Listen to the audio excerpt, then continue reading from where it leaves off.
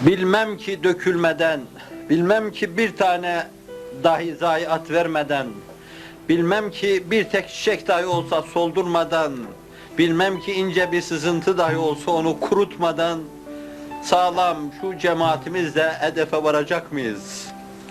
Bilmem ki hani Tebuk'e gidildiğinde Efendimizin orada birkaç tane densizi, bir iki üç tane de denliği sorduğu gibi huzuruna vardığımız zaman falan nerede filan nerede dedirtmeden böylece huzuruna varabilecek miyiz?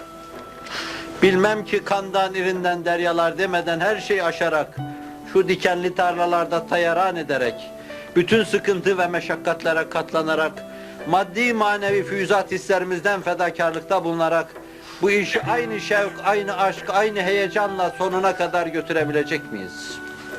İşte bunları ben bilemiyorum. Allamul guyub olan Hazreti Allah bilir. Bize şu ana kadar merhamet ettiği gibi bundan sonra da merhamet etsin, güllerimizi soldurmasın, ayaklarımızı kaydırmasın.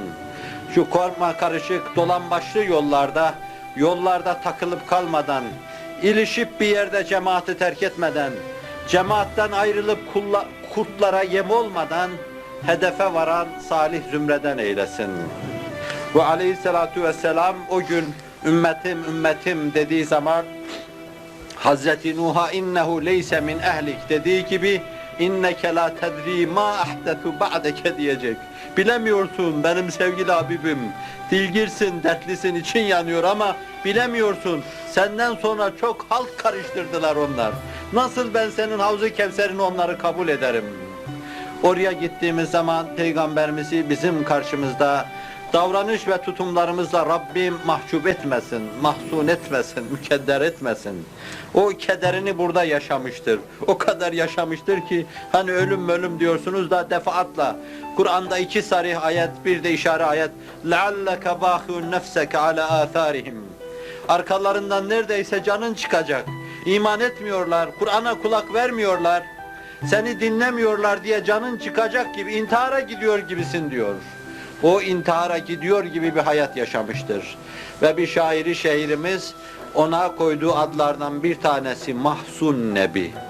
Hayatında içinden gele 3 defa gülmüş Mahzun Nebi.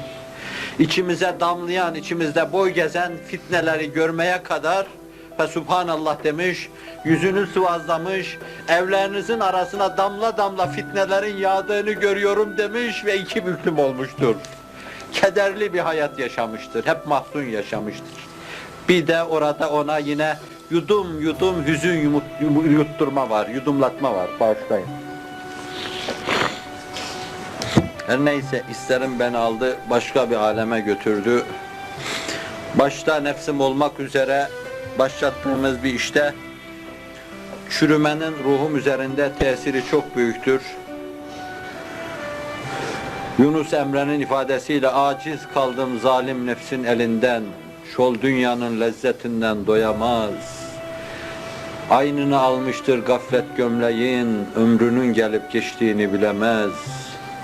İlahi gaflet gömleğin giyene, Müslüman der misin nefse uyana, kazanıp verir ziyana, hak yoluna bir pulunu kıyamaz. İlahi gafletten uyar gözümü, dergahında kara etme yüzümü, Yunus eder gelin tutun sözümü, dünya seven ahireti bulamaz.